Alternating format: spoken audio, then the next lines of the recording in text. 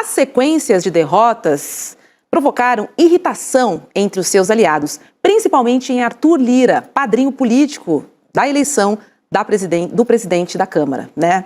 Lira chegou a dizer que Mota está perdido e que foi humilhado por Glauber.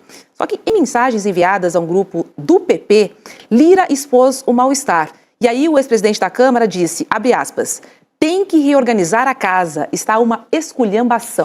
O Arthur Lira falar em esculhambação é grave. Né? Fecha aspas. Lira também lembrou que o PSOL representou contra o presidente Hugo Mota na PGR. E aí, isso foi para reforçar, né, que Mota foi, de fato, derrotado politicamente com a votação. As mensagens foram reveladas pelo G1, né, as mensagens de zap, no grupo do PP. E procurado, obviamente, que o presidente da Câmara não se manifestou. Ô, Roberta, silêncio. Essa da esculhambação é uma frase que está circulando e agora há pouco saiu uma apuração também do nosso colega da CNN, o Caio Junqueira, diz o seguinte, Lira afirma a aliados que a gestão de Hugo Mota é uma decepção, né? E dá a entender que quer substituir.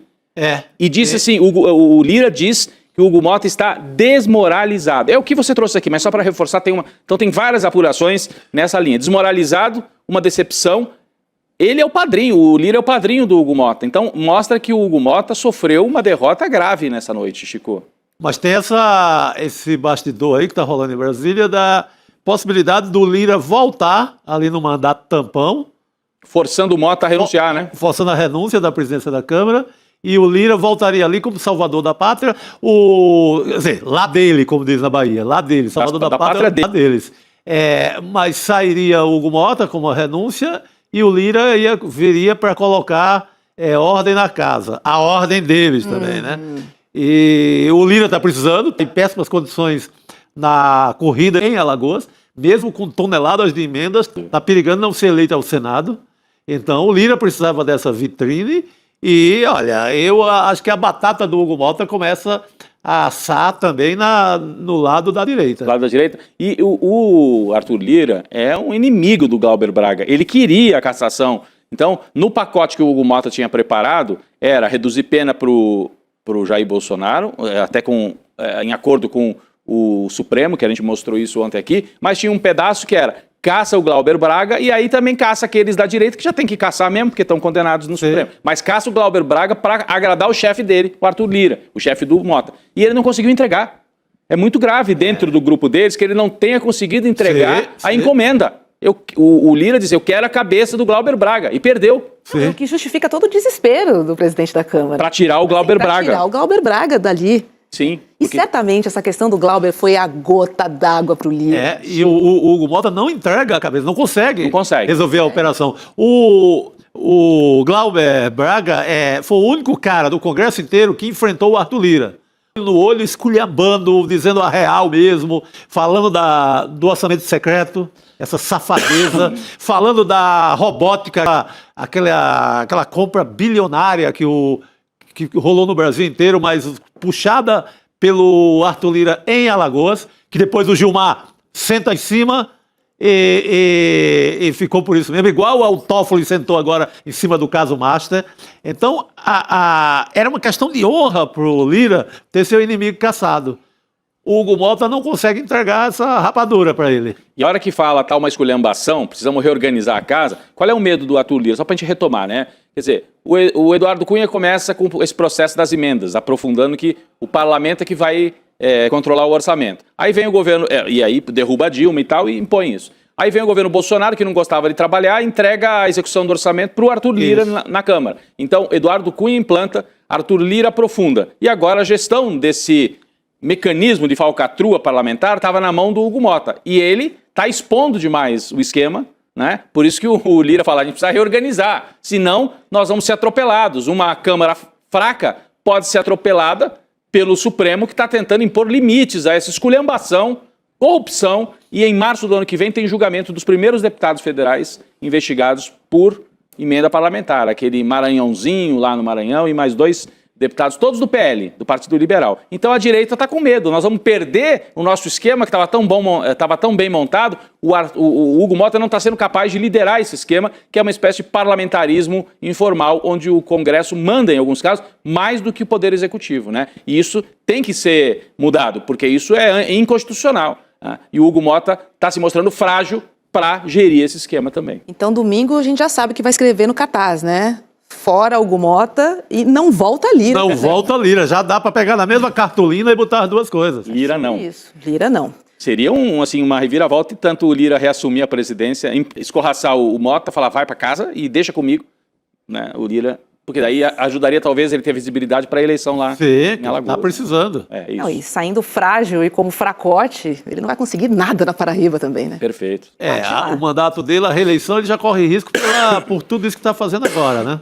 E se chutado, se tem a bunda chutada pelo Arthur Lira, da presidência da Câmara, adeus. Adeus. Olha só, gente, parlamentares da base do governo protocolaram uma representação criminal na Procuradoria-Geral da República contra o presidente da Câmara, o Hugo Mota. O procurador-geral Paulo Gonet agora vai avaliar possíveis medidas sobre o caso. A representação cita lesão corporal, violência política de gênero e abuso de autoridade, relacionados à expulsão do deputado Glauber Braga da cadeira da presidência da Câmara. Segundo a denúncia, a ação truculenta da Polícia Legislativa teria ocorrido por ordem direta do presidente da casa, algo que Hugo Mota nega. A gente conversa agora com a deputada do PSOL, Sâmia Bonfim, que também é esposa do deputado Glauber Braga.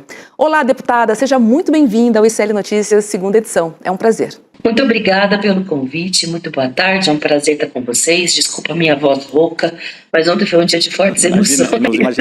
Essa semana em Brasília, hein, Sâmia? Pelo amor de Deus, você está com voz ainda é um milagre. Exatamente, sobre Não isso. Não. Deputada, como é que a senhora definiria os últimos 2 dias em Brasília, hein? Acho que houve uma ofensiva golpista coordenada pelo presidente Hugo Mota, que sem avisar ninguém colocou uma pauta bomba antidemocrática de benefício dos golpistas que foram condenados pelo Supremo Tribunal Federal e também colocou a possibilidade de cassação do Glauber na bandeja, né, como mais uma garantia para a extrema-direita que, nesse cenário que ele estava construindo, teria a Zambelli livre, e teve, né, livre de qualquer cassação. O Ramagem ainda não se sabe o que fazer, porque o processo dele fica para a semana que vem, e o Eduardo Bolsonaro sendo cassado por faltas num ato administrativo da mesa e, portanto, tendo seus direitos políticos preservados.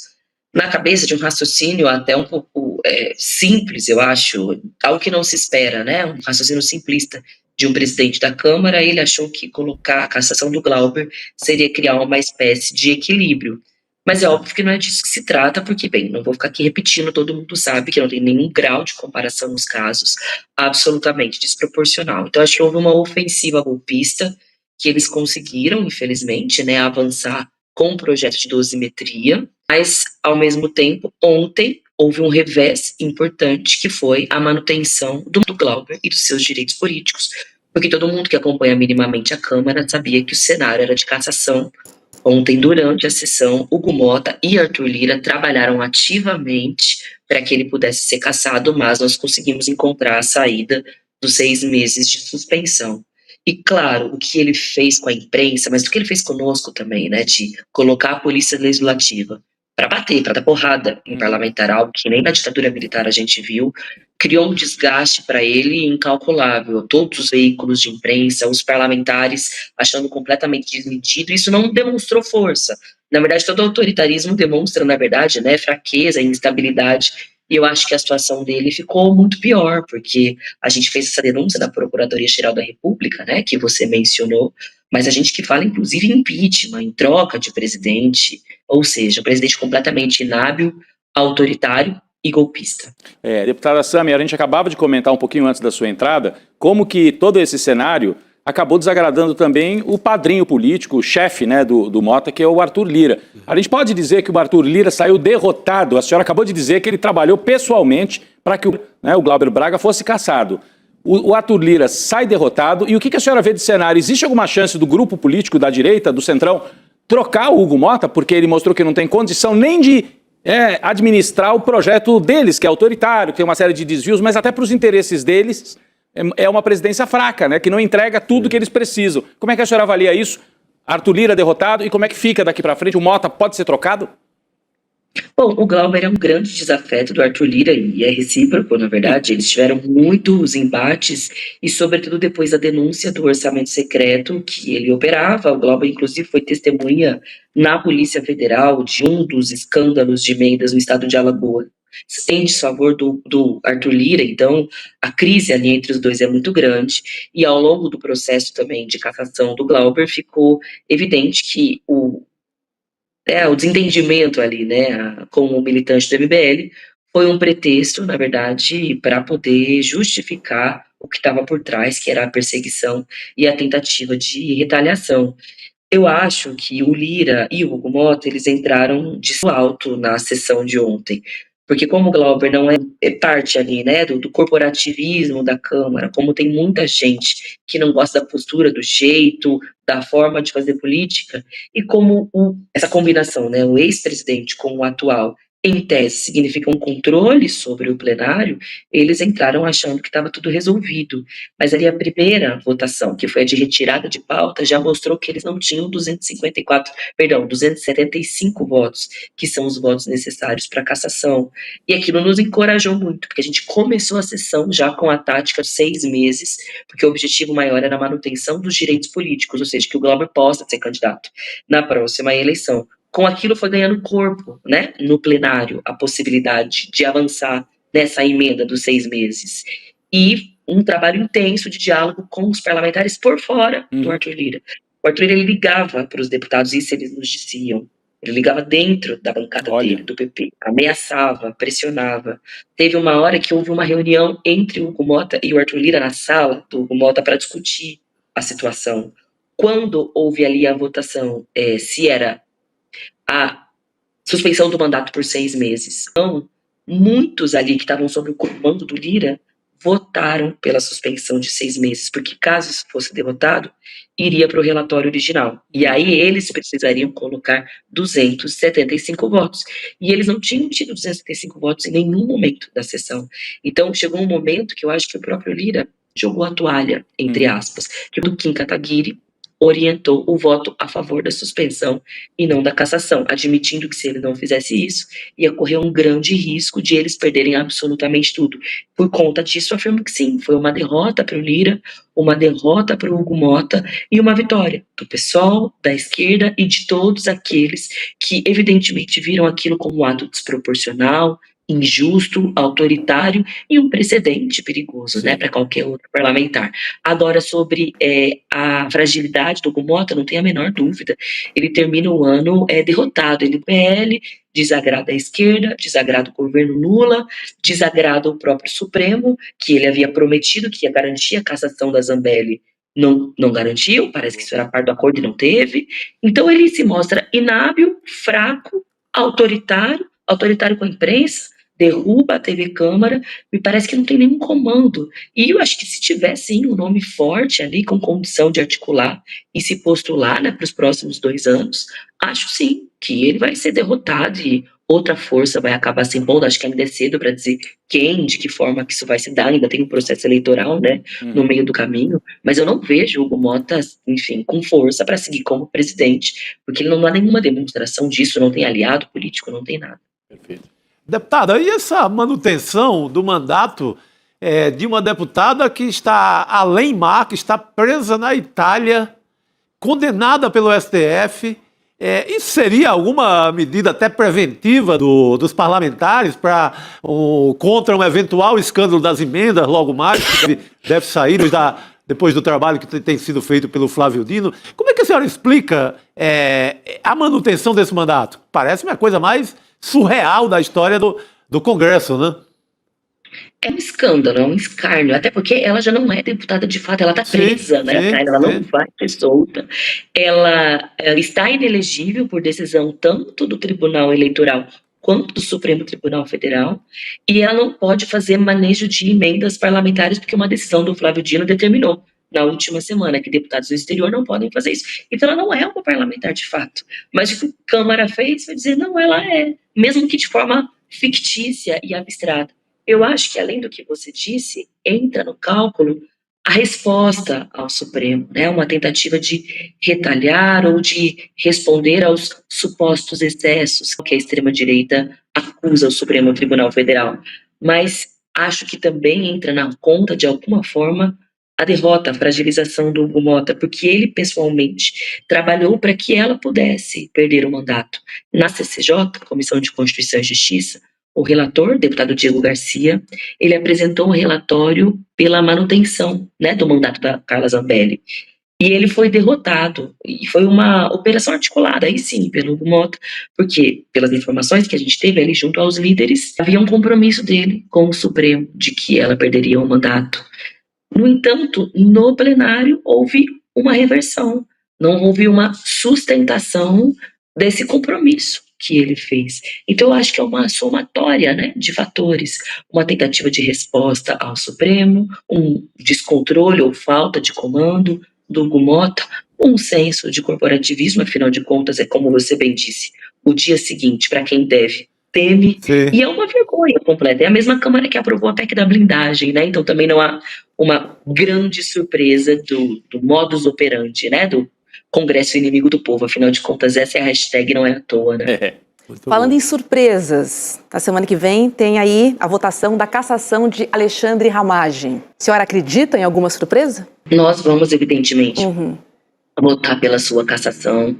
Nós esperamos que o resto da Câmara acompanhe. Acredito que as manifestações que vão acontecer no domingo vão ser parte importante para a pressão sobre os parlamentares, para que isso aconteça. Agora, eu não tenho nenhuma grande expectativa sobre a leitura que os parlamentares fazem sobre a gravidade do que aconteceu no 8 de janeiro. Já livraram o Ramagem uma vez, quando houve a votação da sustação da ação penal, ele deixou de responder a 2 todos os crimes, né, que o Supremo o condenou. Não duvido que ele possa ser salvo também pela Câmara, que preso, mesmo que inelegível e mesmo que demitido, inclusive, da própria Polícia Federal. Então, acho que é um combo de fatores, mas eu aposto na mobilização e eu espero que ela consiga arrancar esse efeito, né? Já houve o adiamento da votação por parte do Senado, que não deve mais apreciar esse ano a dosimetria, mas só no ano que vem. Eu espero que a gente consiga caçar esse golpista que de todos ali é um dos mais graves, porque ele monitorou Deus e todo mundo, e isso é gravíssimo no regime democrático, né? Deputada Sâmia Bonfim, descanse, por favor, aproveite esse final de semana, se refaça, porque a gente sabe, né, as batalhas seguem, porque a luta não termina, mas se refazer é necessário. Com certeza. Muito obrigada. Obrigada pelo dia de ontem e estamos aqui todos acompanhando, né, esses próximos capítulos e principalmente até um pouco ali, eu posso até dizer, desalentados, né, com tudo que anda acontecendo em Brasília. De certa forma, me sinto até vontade de estar junto ali, porque a gente quer somar, porque a gente sente que vocês lutam diariamente, incansavelmente. Então, eu queria que vocês soubessem que estamos juntos nessa luta. Vocês são muito importantes para a nossa democracia. Muito obrigada e parabéns a vocês pelo trabalho. Um beijo, até a próxima. Boa noite, querido. Obrigado.